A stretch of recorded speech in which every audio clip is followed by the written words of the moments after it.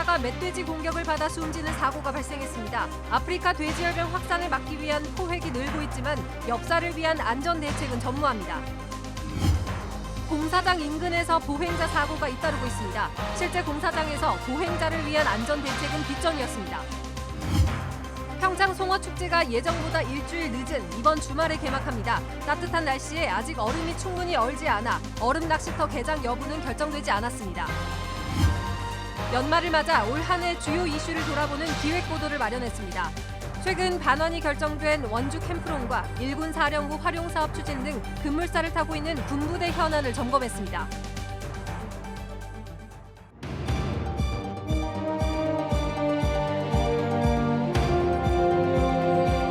안녕하십니까. 뉴스데스크 원주입니다. 지난 주말 영월에서 멧돼지 사냥에 나선 엽사가 멧돼지의 공격을 받아서 숨졌습니다.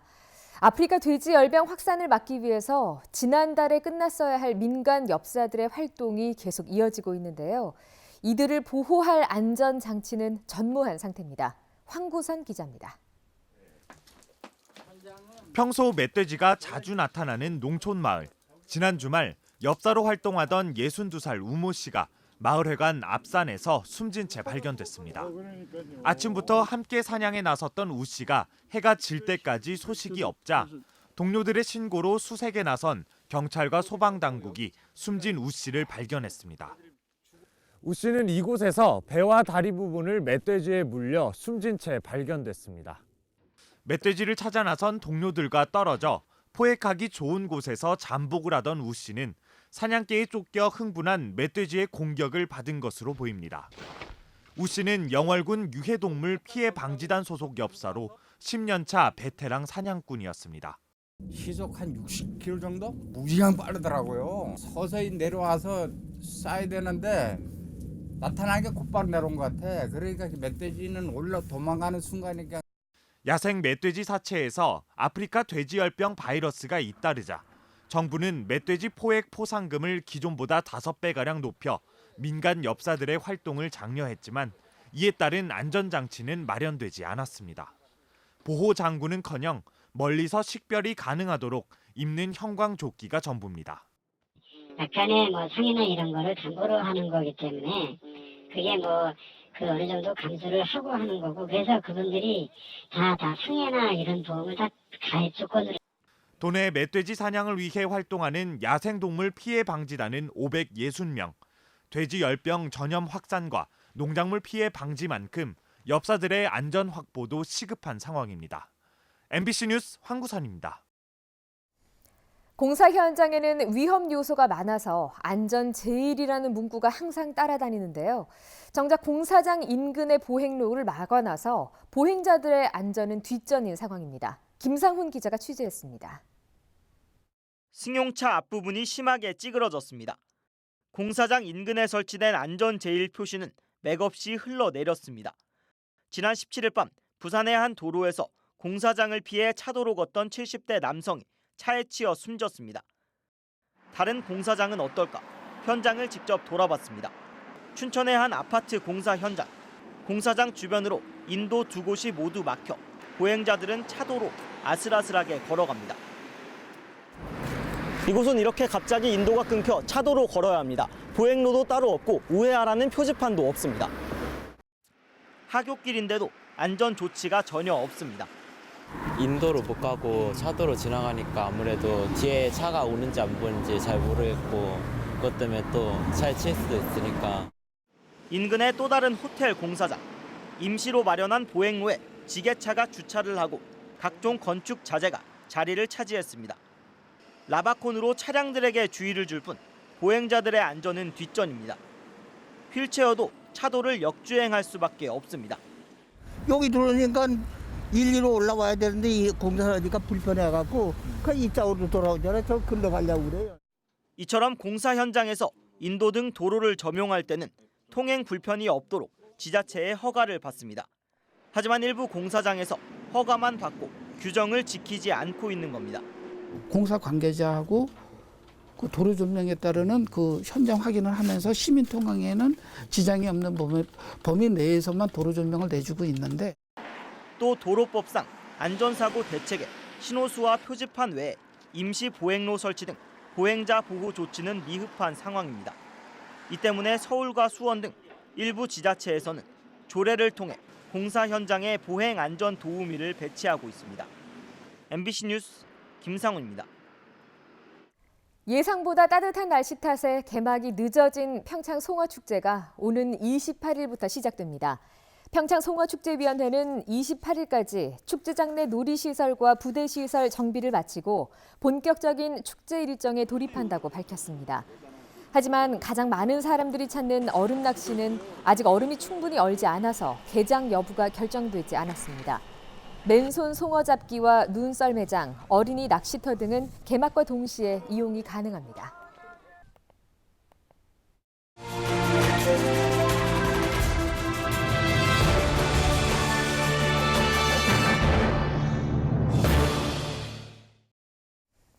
원주 MBC는 올해 지역에서 발생한 주요 이슈를 돌아보는 기획보도 시간을 마련했습니다.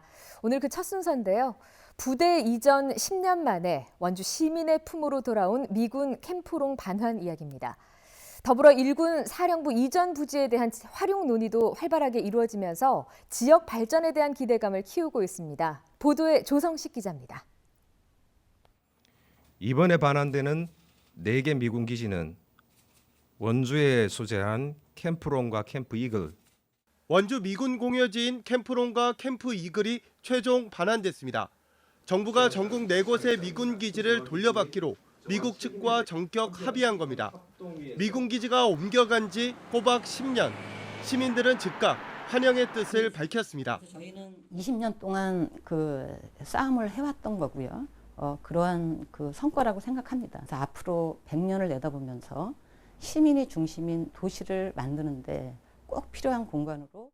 원주시는 지난 2016년에 665억 원의 땅값을 모두 지불했고 최근 집가 상승으로 늘어난 125억 원도 추가 납부했습니다. 반환이 미뤄질수록 지역사회의 재정적, 사회적 부담이 늘고 있어 결국 부지 반환을 먼저 하고 오염에 대한 책임 문제는 추가 협의를 이어가기로 한 것입니다. 원주시는 개발이 가능한 부지를 내년부터 문화체육시설로 조성한다는 계획입니다. 하지만 개발 비용에 대한 정부 지원 등 새로운 논의 과제도 있습니다. 앞으로 우리 시에서는 문화체육 공간으로 이렇게 조성을 해서 시민들로부터 가장 사랑받는 도시공원 형태로 조성할 계획입니다. 일군 사령부 이전 부지 환원도 활발히 논의되고 있습니다. 민관군이 처음으로 상생협의체를 출범해 부지 일부 반환과 기념관 일반 공개, 군사보호구역 해제 등의 성과를 내놓았습니다. 군사박물관을 시민들한테 개방을 하기로 했습니다. 그래서 우리 시민단체에서 오늘 첫 번째로 방문을 해서 현재 박물관 상태가 어떤지, 그 개방을 해야 되는 규모가 어떤지 그것을 조사하기 위해서. 이와 더불어 정지마을 호수공원이 1,800억 원 국비로 추진이 확정되면서 바로 옆 일군지사 이전 부지 개발에도 긍정적 요소로 작용하고 있습니다. 그동안 지역 발전을 저해하던 군부대 문제가 그야말로 봇물 터지듯이 해결되면서 원도시 활성화에 더 큰 활력을 더하고 있습니다. MBC 뉴스 조성식입니다.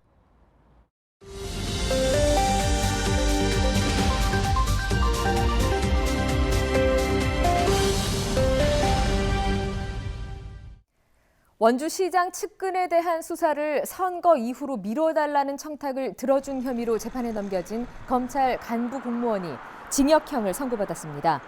춘천지법 원주지원은 지난해 원주시 국장급 공무원으로부터 6월 선거에 지장이 없도록 원주시장 측근에 대한 수사를 늦춰달라는 청탁을 들어준 혐의로 기소된 당시 원주지청 소속 4급 공무원 A씨에게 징역 2년에 집행유예 4년을 선고했습니다. 재판부는 A씨가 담당 수사 과장에게 수사 지연을 요청했고 수사 과정에서의 비밀도 누설했다며 양형 이유를 밝혔습니다. 원주시가 중앙선 폐선 부지에 추진하는 바람길 숲과 관련해 주민들의 반발이 이어지고 있습니다. 원창목 시장은 오늘 봉산동 행정복지센터에서 주민 설명회를 열어 폐선 부지의 바람길 숲 조성과 함께 바로 옆에 있는 기존 도로를 확장하는 방안을 지시했습니다. 하지만 주민들은 낙후됐던 지역의 발전을 위해 철로를 걷어내고 당초 계획한 25m 폭의 도로를 개설할 것을 요구했습니다. 한편 원주시는 원주역에서 반곡역까지 11.6km 구간에 바람길 숲을 조성하기로 하고 이미 국비 100억 원을 확보한 상태입니다. 문화체육관광부 생태테마관광 육성 사업으로 추진된 횡성댐 망향의 동산 전시관 리모델링 사업이 완료됐습니다. 횡성댐 망향의 동산은 노후 관광시설 재생 사업비 1억 9천만 원이 투입돼 기존 화성의 예터 전시관 유물을 정리하고 역사와 생활 등을 시대별로 엿볼 수 있는 스토리텔링 영상물로 리모델링 됐습니다. 전시관은 마음의 길을 잇다를 주제로 횡성댐 건설로 고향을 잃은 수몰민들의 향수를 달래고 관광객들에게 옛것과 새로움을 이어주는 생태 관광 거점 역할을 할 것으로 기대됩니다. 남원주 건강생활센터가 취학 전 아동을 대상으로 어린이 건강체험관을 운영합니다. 어린이 건강체험관은 운동과 영양, 음주, 흡연 예방, 성교육, 안전 등 6개 분야에 걸쳐 체험 위주의 교육 프로그램이 진행됩니다. 관내 유치원과 어린이집에 재원 중인 7세 아동을 대상으로 하며 오늘부터 내년 1월 17일까지 상반기 신청자를 접수합니다. 프로농구 원주 DB가 지난 주말 홈 2연전을 모두 승리로 장식하며 3연승에 성공했습니다. DB는 오누아쿠가 복귀하면서 김종규, 그린과 함께 골밑을 장악했고 허웅과 김민구까지 득점에 가세하며 LG를 92대 81, KT를 91대 73으로 이겼습니다. 현재 14승 10패의 성적으로 리그 4위를 기록하고 있는 DB는 성탄절에 열리는 모비스와의 원정 경기도 반드시 승리해 선두 탈환을 위한 상승세를 이어간다는 각오입니다. 오늘 오전 8시쯤 횡성군 청일면 주택에서 불이 나 50분 만에 꺼졌습니다. 다행히 인명피해는 없었지만 단층 주택 82제곱미터가 불에 탔고 소방서 추산 8천만 원의 재산 피해가 났습니다. 소방당국은 아궁이 주변에 두었던 원목에서 불씨가 시작된 것으로 보고 정확한 화재의 원인을 조사하고 있습니다. 신규 아파트 입주 물량에 힘입어 강원도 내 아파트 매매 거래량이 3개월 연속 전년 대비 증가세를 보이고 있습니다. 국토교통부와 한국감정원 등에 따르면 11월 기준 도내 아파트 거래 매매량은 1,391건으로 지난해 11월 대비 34% 증가했습니다. 이는 원주, 강릉, 춘천의 신규 아파트 입주가 늘어났기 때문으로 매매 거래량은 9월과 10월에 이어서 3개월 연속 증가하고 있습니다. 하지만 11월까지 올해 누적 주택 매매 거래량은 19,735건으로 지난해 같은 기간에 비해 5.1% 줄었습니다.